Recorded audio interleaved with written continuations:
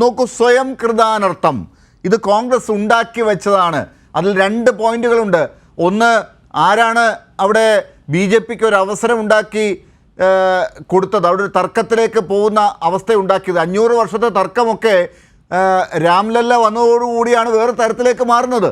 അത് കഴിഞ്ഞ് ബാബറി മസ്ജിദ് തകർക്കപ്പെടുന്ന ഒരു അവസ്ഥയുണ്ടായത് ആരുടെ കാലത്താണ്? ഈ 2 കാര്യങ്ങൾ അവിടെ നിൽക്കുമ്പോഴാണ് ഇതൊന്നും ആലോചിക്കാതെ ഈ പറയുന്ന വോട്ട് ഇപ്പോഴങ്ങ് പൊയ്പോകും എന്ന ഒരു ലോജിക്കും വെച്ചുകൊണ്ട് വീണ്ടും അവിടെ പോയി നിന്ന് കൊടുക്കുന്നത്. അതെത്രത്തോളം അംഗീകരിക്കാൻ പറ്റും സർ? എന്നോടാണോ? അതെ ഡോക്ടർ ലാൽ, എന്നോടാണോ? അതെ അതെ അതെ അതെ. ഹലോ, എന്നോടാണോ? ശ്രീ ജോർജ് പൊടിപ്പാറ, താങ്കളോടാണ്. ഡോക്ടർ ലാൽ, ഞാനിപ്പോ ഈ ചർച്ചയിൽ കണ്ട ഒരു കാര്യം ചൂണ്ടിക്കാണിച്ചുകൊണ്ടാണ് താങ്കളോട് സംസാരിക്കാൻ ആഗ്രഹിക്കുന്നത്. ഒന്ന്, ശ്രീ കെ ടി കുഞ്ഞിക്കണ്ണൻ സംസാരിച്ച ഘട്ടത്തിൽ അങ്ങ് ഇടപെട്ടതേയില്ല. നിർബാധം അദ്ദേഹം ആഗ്രഹിക്കുന്ന, താങ്കളും ആഗ്രഹിക്കുന്ന കാര്യങ്ങൾ ഒരിടപെടലും ഇല്ലാതെ വളരെ എന്താ പറയാ സുതാര്യമായി സംസാരിക്കാൻ അനുവദിച്ചു. ശ്രീ ജോർജ് പൊടിപ്പാറ, ഞാൻ ഒന്ന് പറഞ്ഞോട്ടെ, താങ്കൾക്ക് അത് ക്ലിയർ ആക്കി തരാം. ശ്രീ കെ ടി കുഞ്ഞിക്കണ്ണൻ പറഞ്ഞ കാര്യങ്ങളോട് എനിക്ക് തർക്കം വലുതായിട്ടില്ല, സത്യം. അത് എനിക്കത് കേട്ടപ്പോൾ അങ്ങനെ തോന്നി. രണ്ടാമത്, താങ്കൾ പറഞ്ഞ കാര്യങ്ങളോട് പലതിലും തർക്കമുണ്ട്. അവിടെ ഒരു ക്ലാരിറ്റി വരുത്താനാണ് ഞാൻ ശ്രമിക്കുന്നത്. പക്ഷേ ലാല് മനസ്സിലാക്കേണ്ട ഒരു കാര്യം, അതായത് ഒരു ചർച്ചയിൽ ആദ്യം വേണ്ടത് ഒരു ജനാധിപത്യ സമീപനമാണ്. താങ്കളോട് യോജിക്കുന്നവർ സംസാരിക്കുമ്പോൾ താങ്കൾ നിരുപാധികം അവർക്ക് സമയം കൊടുക്കുകയും ഇടപെടാതിരിക്കുകയും, മറ്റത് മുട്ടിന് താങ്കൾ ഇടപെട്ട് ഒരു പോയിന്റ് സബ്സ്റ്റാൻഷിയേറ്റ് ചെയ്യാൻ സമ്മതിക്കാതിരിക്കുകയും ചെയ്യുന്നതിനകത്ത് ഒരു ജനാധിപത്യ വിരുദ്ധ. താങ്കൾക്ക് സമയം തരും, കുഴപ്പമില്ല. എന്നെ സംബന്ധിച്ചിടത്തോളം അതിനകത്ത് പ്രശ്നമില്ല. എനിക്ക് ഇതിനകത്ത് ചാഢ്യങ്ങൾ ഇല്ലാത്തതുകൊണ്ട് എനിക്ക് പ്രശ്നമൊന്നുമില്ല. ഇപ്പൊ സജീവൻ പറഞ്ഞ കാര്യങ്ങൾ വസ്തുതാപരമായും ചരിത്രപരമായും ശരിയാണ് എന്ന് സമ്മതിക്കാനും എനിക്ക് മടിയില്ല. ഇതിനകത്ത് ബി ജെ പി കളിക്കുന്നത് പച്ച രാഷ്ട്രീയമാണ്. ഇത് 500 വർഷത്തെ ചരിത്രമാണ്. ആ ചരിത്രത്തിൽ ചില ഘട്ടങ്ങളിലെങ്കിലും കോൺഗ്രസ് തല വെച്ചു കൊടുത്തിട്ടുണ്ട്. ഏറ്റവും ഒടുവിൽ ഈ ബാബറി മസ്ജിദ് തകർക്കാൻ ഇടയാക്കിയ സംഭവത്തിൽ അന്നത്തെ പ്രധാനമന്ത്രിയായിരുന്ന നരസിംഹറാവുവിന്റെ എന്താ പറയാ മൗനവും അതുപോലെ തന്നെ അദ്ദേഹത്തിന്റെ ആ ഒരു മനഃപൂർവ്വം കണ്ണടച്ചു. ഇതൊന്നും ആർക്കും നിഷേധിക്കാൻ പറ്റുന്ന കാര്യമല്ല, അത് സംഭവിക്കാൻ പാടില്ലാത്തതായിരുന്നു. കോൺഗ്രസിന്റെ മതനിരപേക്ഷ മുഖത്തേറ്റ പ്രഹരമാണ് ഇതുവരെ കോൺഗ്രസ് മുന്നോട്ട് വെച്ച ആ മതനിരപേക്ഷ രാഷ്ട്രീയത്തിനേറ്റ ഏറ്റവും വലിയ കളങ്കവുമാണത് എന്നുള്ള കാര്യത്തിൽ എനിക്ക് ഒരു സംശയമില്ല. അത് സംഭവിക്കാൻ പാടില്ലാത്തതായിരുന്നു.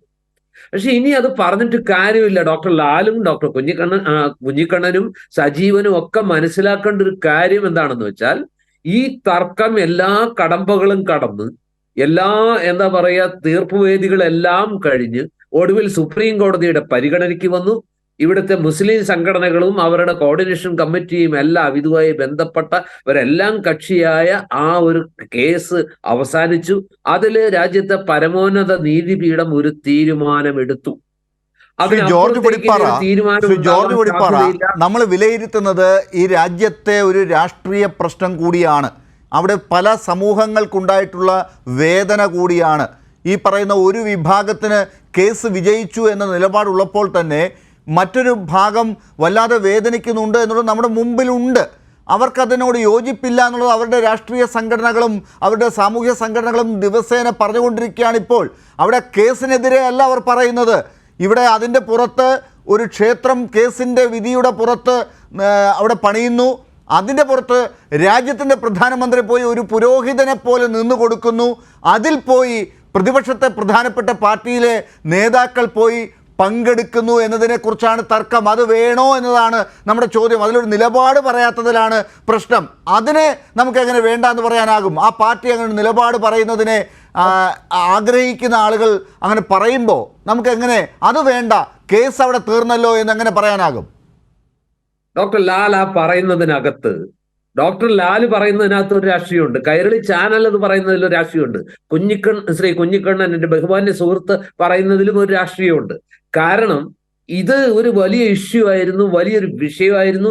രാജ്യം രണ്ടായി തിരിഞ്ഞുകൊണ്ട് 2 ചേരിയായി മാറിയൊരു വിഷയമാണ്. ആ വിഷയം രാജ്യത്തെ സംബന്ധിച്ചിടത്തോളം രാഷ്ട്രീയ പരിഹാരമില്ലാത്ത ഒരു സാഹചര്യത്തിൽ രാജ്യത്തെ പരമോന്നത നീതിപീഠം തന്നെ ആ വിഷയം വർഷങ്ങളെടുത്ത് പരിശോധിക്കുകയും ഒടുവിൽ അതിന്റെ ന്യായാന്യായങ്ങളിലേക്ക് ഞാൻ കടക്കുന്നില്ല, ഒരു പക്ഷേ ആ വിധി ഒരു പക്ഷത്തിന് ഒരു മതവിഭാഗത്തിന് പ്രതികൂലമായി അല്ലെങ്കിൽ അവരുടെ താല്പര്യങ്ങളോ അവരുടെ വികാരങ്ങളോ പൂർണ്ണമായും ഉൾക്കൊള്ളാത്ത ഒരു വിധിയാണെങ്കിൽ പോലും അതൊരു ഫൈനൽ സെറ്റിൽമെന്റ് ആണ്. ശരി, ആ ഫൈനൽ സെറ്റിൽമെന്റ് അങ്ങനെ അംഗീകരിച്ച് പോകുമ്പോ പിന്നെയും വേദനിപ്പിക്കണോ?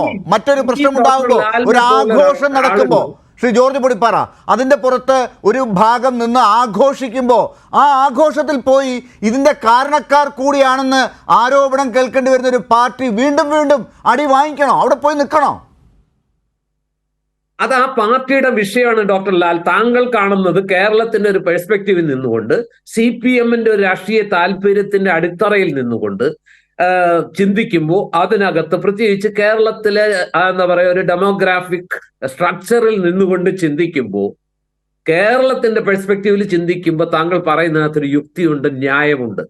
പക്ഷെ ഓൾ ഇന്ത്യ പെർസ്പെക്റ്റീവിൽ നിന്ന് ചിന്തിക്കുമ്പോൾ നമ്മൾ അവിടുത്തെ ഡെമോഗ്രാഫിക് സ്ട്രക്ചർ, ആ ജനസംഖ്യയുടെ യാഥാർത്ഥ്യങ്ങള്, മതത്തിന്റെ യാഥാർത്ഥ്യങ്ങള്, ആ ജാതി സമവാക്യങ്ങള്, ഇതെല്ലാം ഉൾക്കൊണ്ടുകൊണ്ടുകൂടി വേണം. ഇപ്പോ താങ്കൾ BJP-യുടെ പ്രതിനിധിയോട് സംസാരിക്കുമ്പോൾ എത്ര കൃത്യമായിട്ടാണ് അദ്ദേഹം രാമനെ ഉപയോഗിക്കുന്നത്. നാളെ അത് അടുത്ത തെരഞ്ഞെടുപ്പിൽ രാമനാകും ഏറ്റവും വലിയ വോട്ട് ക്യാച്ചർ, BJP-യുടെ ഏറ്റവും വലിയ. അപ്പൊ വോട്ടാണ് വലിയ പ്രശ്നം, വോട്ടാണ് വലിയ പ്രശ്നം. ഇവിടെ ഒരു സമൂഹം പറയുന്നത്, എനിക്ക് ഒരു മെസ്സേജ് വന്നിരിക്കുന്നതാണ്, അതിൽ പറഞ്ഞത് ഈ അമ്പലം, ഈ പള്ളി പൊളിച്ചെടുത്ത് പണിയുന്ന ആ ഒരു കാര്യത്തിൽ പോയി പങ്കെടുക്കുന്നത് എന്തിനാണ് കോൺഗ്രസ്? അതാണ് കോൺഗ്രസ് തീരുമാനിക്കേണ്ടത് എന്നാണ്. അതാണ് അവരുടെ പ്രശ്നം. അല്ല, കോൺഗ്രസ് ഇപ്പോഴും തീരുമാനിച്ചിട്ടില്ലല്ലോ പങ്കെടുക്കുന്നത്. എന്താണ് ഇത്ര വൈകുന്നത് എന്നാണ് നമ്മുടെ ചോദ്യം. ഒരു രാഷ്ട്രീയ തീരുമാനം എടുക്കാൻ അവർക്ക് എന്താണ് ഇത്ര പേടി എന്നതാണ് ചോദ്യം. ശിവസേന പോലും അതിൽ പങ്കെടുക്കുന്നില്ല എന്ന് പറയുന്ന ഒരു സാഹചര്യം നമ്മൾ കണ്ടു. ശിവസേനയേക്കാൾ വലിയ ഹിന്ദു പാർട്ടി അല്ലല്ലോ കോൺഗ്രസ്. അപ്പോൾ സ്വാഭാവികമായിട്ടും ആർക്കും ചോദിക്കാവുന്ന ഒരു ചോദ്യമുണ്ട്, ശിവസേന പോലും പങ്കെടുക്കാത്തൊരു സാഹചര്യത്തിൽ എന്തിനാണ് കോൺഗ്രസ് പങ്കെടുക്കുന്നത്? ജോർജ് പൊടിപ്പാറ, താങ്കൾ വളരെ കൃത്യമായി പറഞ്ഞതാണ്, ശിവസേനയുടെ അത്രയും ഹിന്ദുത്വം ഒന്നും ഇല്ലാത്തൊരു പാർട്ടിയാണല്ലോ കോൺഗ്രസ് എന്ന്. നമ്മൾ സ്വാഭാവികമായും അങ്ങനെയാണ് ചോദിക്കുക, അങ്ങനെയാണ് പഠിക്കുക. ഈ രാജ്യത്തെ പല നവോത്ഥാന കാര്യങ്ങളിലും മുമ്പിൽ നിന്നൊരു പാർട്ടിയാണ്, ഭരണഘടന പോലും ഉണ്ടാക്കാൻ നിന്ന പാർട്ടി എന്നുള്ളത് പറയുമ്പോൾ നമ്മൾ ഇങ്ങനെയാണ് ചോദിക്കുക. പക്ഷേ ഇപ്പോൾ കാണിക്കുന്ന കാര്യങ്ങൾ കാണുമ്പോൾ ഹിന്ദുത്വം ആർക്കാണ് കൂടുതൽ? BJP-യേക്കാൾ ഉണ്ടോ? വോട്ട് കിട്ടാൻ വേണ്ടി അതുകൂടി വേണമെന്ന് അവർ തീരുമാനിച്ചോ എന്നതാണ് ചോദ്യം വീണ്ടും വരുന്നത്. ഡോക്ടർ ലാൽ, രാജ്യത്തെ ഏറ്റവും വലിയ മതനിരപേക്ഷ പാർട്ടി ഏതാണെന്നുള്ള ചോദ്യത്തിന് ഒറ്റ ഉത്തരവേ ഉള്ളൂ, അത് ഇന്ത്യൻ നാഷണൽ കോൺഗ്രസ് ആണ്. പാളിച്ചകൾ പറ്റിയിട്ടുണ്ട്, തെറ്റുകൾ ചെയ്തിട്ടുണ്ട്, ചരിത്രപരമായ വിഡ്ഢിത്തങ്ങളൊക്കെ ഉണ്ടായിട്ടുണ്ട്. പക്ഷെ എങ്കിലും ഈ രാജ്യത്ത് ഇന്ന് നമുക്ക് ഉള്ളതിലല്ലേ ചോയ്സ് ഉള്ളൂ. ആ ചോയ്സ് വെച്ച് നോക്കുമ്പോൾ നിങ്ങൾക്ക് രാജ്യവ്യാപകമായി വേരുകളുള്ള, അടിത്തറയുള്ള, വോട്ടർമാരുള്ള, വോട്ട് പെർസെൻറ്റേജ് ഉള്ള, കോൺഗ്രസിനോളമെങ്കിലും മതനിരപേക്ഷത പ്രകടിപ്പിക്കുന്ന, അത് ഏതെങ്കിലും ഒരു സംസ്ഥാനത്തല്ല, ആ മതനിരപേക്ഷതയുള്ള മറ്റൊരു രാഷ്ട്രീയ പാർട്ടിയെ നമുക്ക് ചൂണ്ടിക്കാണിക്കാനില്ല. അപ്പൊ താങ്കളും താങ്കളുടെ പാർട്ടിയും താങ്കൾ പ്രതിദാനം ചെയ്യുന്ന ചാനലും BJP-യേക്കാൾ രൂക്ഷമായി കോൺഗ്രസിനെ ആക്രമിച്ച്, കോൺഗ്രസ് ആണ് BJP-യേക്കാൾ വലിയ എന്താ പറയുക വർഗീയ പാർട്ടി എന്ന് സ്ഥാപിച്ചെടുക്കാൻ. ജോർജ് പൊടിപ്പാറ, താങ്കൾ ഒരു മാധ്യമ പ്രവർത്തകൻ കൂടിയാണല്ലോ. ആ അർത്ഥത്തിൽ ഞാൻ ഈ ചാനലിൻ്റെ ഒരു ചോദ്യം ചോദിച്ചാൽ ഇത് എന്നേക്കും എനിക്ക് ചോദിച്ചുകൊണ്ടിരിക്കാൻ പറ്റുമോ? ആ പാർട്ടിക്ക് അങ്ങനെ ഒരു നിലപാടുണ്ടെങ്കിൽ എനിക്ക് എന്നും ഇങ്ങനെ വെറുതെ ചോദിച്ചുകൊണ്ടിരിക്കാൻ പറ്റുമോ? ആളുകൾ ആ പാർട്ടിക്ക് ഇന്ന് ഇവിടെ ഒരു പ്രതിനിധിയെ പോലും അയക്കാൻ പറ്റുന്നില്ല. ഈ കാര്യത്തിൽ ചർച്ച നടക്കുമ്പോൾ അവർക്ക് ഈ ഒരു എന്താണ് ഈ വിഷയത്തിൽ അവർ നേരിടുന്ന ഒരു ഡൈലമയുടെ ഏറ്റവും വലിയ എന്താ പറയുക സാക്ഷിയാണത്. അതെ, അതാണ് അത് നമ്മൾ ചോദിക്കണ്ടേ, അത് മറച്ചു വെച്ചാൽ പറ്റുമോ? നമുക്ക് ചോദിക്കണ്ടേ? രണ്ട് അഭിപ്രായമുണ്ട്. പ്രത്യേകിച്ച് കേരളത്തിലെ പാർട്ടി ഈ വിഷയത്തിൽ കോൺഗ്രസിന്റെ നേതാക്കൾ പങ്കെടുക്കാതിരിക്കട്ടെ എന്ന് മനസ്സുകൊണ്ട് ആഗ്രഹിക്കുന്നവരാണ്. പക്ഷെ തീരുമാനിക്കേണ്ടത് അവരല്ല.